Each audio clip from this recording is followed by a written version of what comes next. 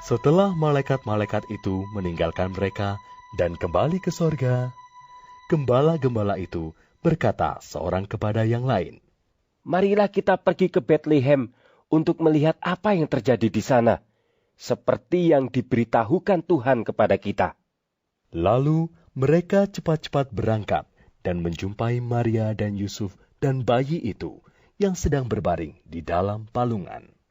Dan ketika mereka melihatnya, mereka memberitahukan apa yang telah dikatakan kepada mereka tentang anak itu.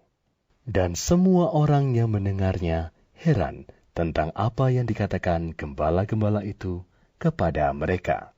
Tetapi Maria menyimpan segala perkara itu di dalam hatinya dan merenungkannya. Maka kembalilah gembala-gembala itu sambil memuji dan memuliakan Allah karena segala sesuatu yang mereka dengar dan mereka lihat, semuanya sesuai dengan apa yang telah dikatakan kepada mereka.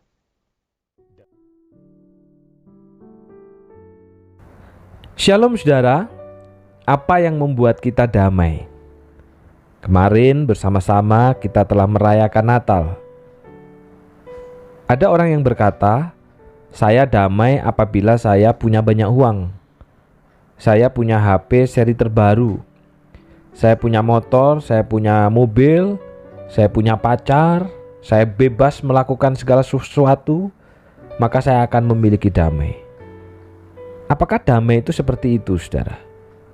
Saudara, damai yang diberikan dunia hanya sementara. Namun damai yang diberikan sorga adalah selamanya. Karena uang bisa habis, HP seri terbaru bisa berganti menjadi seri lama, motor bisa rusak, mobil bisa rusak, pacar bisa putus. Sehingga saudara, damai yang sejati haruslah berasal dan berpusat pada kedamaian sorgawi, bukan duniawi. Dalam Lukas 2 ayat yang ke-14 dikatakan, kemuliaan bagi Allah di tempat yang maha tinggi dan damai sejahtera di bumi. Damai sejahtera sudah diberikan, damai sejahtera sudah dinyatakan. Namun mengapa seringkali kita tidak hidup dalam damai? Bagaimana supaya kita bisa memiliki damai sejahtera di tengah sengsara itu? Maka Lukas 2 ayat 11 menjawab, hari ini telah lahir bagimu juru selamat, yaitu Kristus Tuhan di kota Daud. Saudara, berita ini adalah berita yang disampaikan para malaikat kepada gembala. Dan gembala yang disebutkan di sini ternyata bukan gembala biasa. Mereka adalah gembala yang dipilih para imam untuk menggembalakan anak domba yang akan menjadi korban persembahan, di mana hidup domba-domba tersebut harus tidak bercacat celah, sebab domba-domba tersebut akan menjadi persembahan yang kudus bagi Allah. Lokasinya terletak antara Bethlehem dan Yerusalem dengan sebuah bangunan menara bertingkat yang disebut sebagai Migdal Eder, yang dipercaya akan menjadi tempat kelahiran Mesias. Jadi damai sejahtera itu adalah karena Yesus, bukan yang lain. Dan mereka percaya di tempat itu Mesias akan dilahirkan. Apa yang gembala lakukan setelah mereka mendengar berita kelahiran Yesus, saudara? Dalam ayat yang ke-15 dikatakan, marilah kita pergi ke Betlehem untuk melihat apa yang terjadi di sana. Mereka tidak menunda dengan berkata, loh, gimana jika domba yang kita pelihara nanti hilang? Bagaimana kalau siang saja kita baru pergi ke Betlehem? Mereka juga tidak berkata, ayo kita ke Betlehem dulu untuk membuktikan apakah berita dari para malaikat ini benar atau hoax.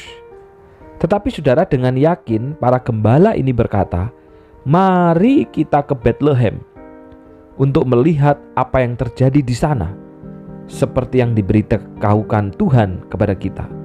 Mereka berangkat dengan yakin, mereka berangkat dengan percaya ke Betlehem, sekalipun mereka dilabel sebagai orang yang tidak bisa dipercaya, orang yang rendah, orang yang tidak terpelajar, orang yang kasar, orang yang hina, dan orang yang kotor. Mereka ingin segera bertemu dengan Yesus.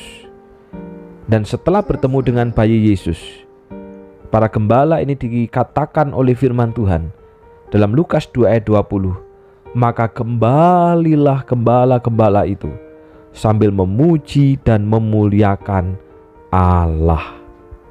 Perhatikan saudara, mereka pulang dengan pujian, mereka pulang dengan memuliakan Allah.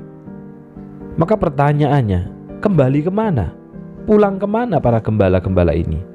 Jawabannya adalah mereka kembali ke padang, tempat di mana mereka bekerja. Mereka tidak pulang kemudian jadi imam, jadi orang Farisi, jadi ahli Taurat, jadi pejabat pemerintahan. Tidak, saudara. Artinya adalah perjumpaannya dengan Yesus yang adalah sumber damai itu tidak merubah apapun dalam kehidupan mereka secara lahir. Tidak ada perubahan apapun pada pekerjaan dan penderitaan mereka. Mereka tetap adalah seorang gembala yang pekerjaannya di padang belantara. Tetapi sekarang yang berubah adalah hatinya. Yang berubah adalah batinnya. Yang berubah adalah pikirannya.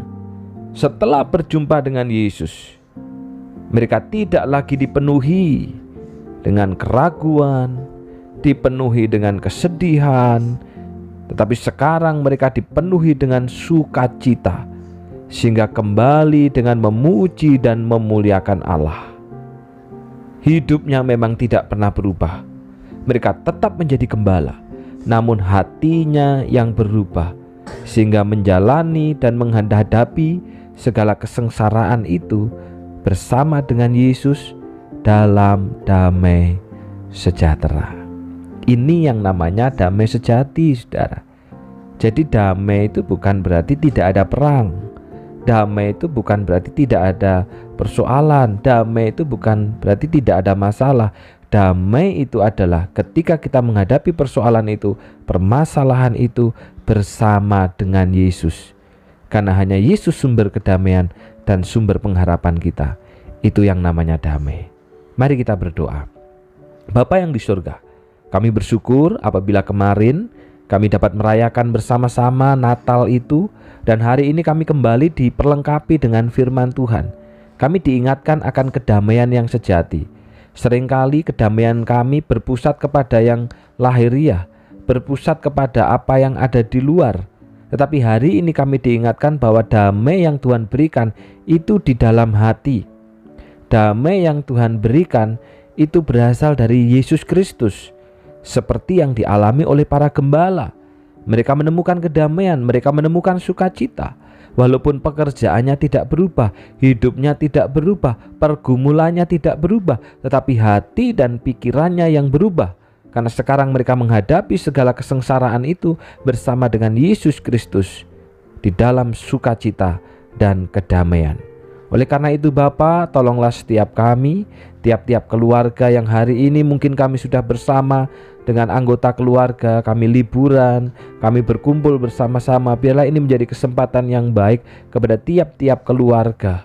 Selain untuk merefresh diri, tetapi juga untuk kembali mengingatkan apakah ada Kristus di tengah-tengah keluarga.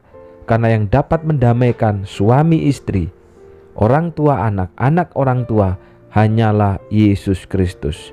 Biarlah Kristus yang hadir sehingga membawa damai sejahtera di tengah-tengah keluarga. Terima kasih Bapa, di dalam nama Tuhan Yesus kami sudah berdoa. Amin. Tuhan memberkati.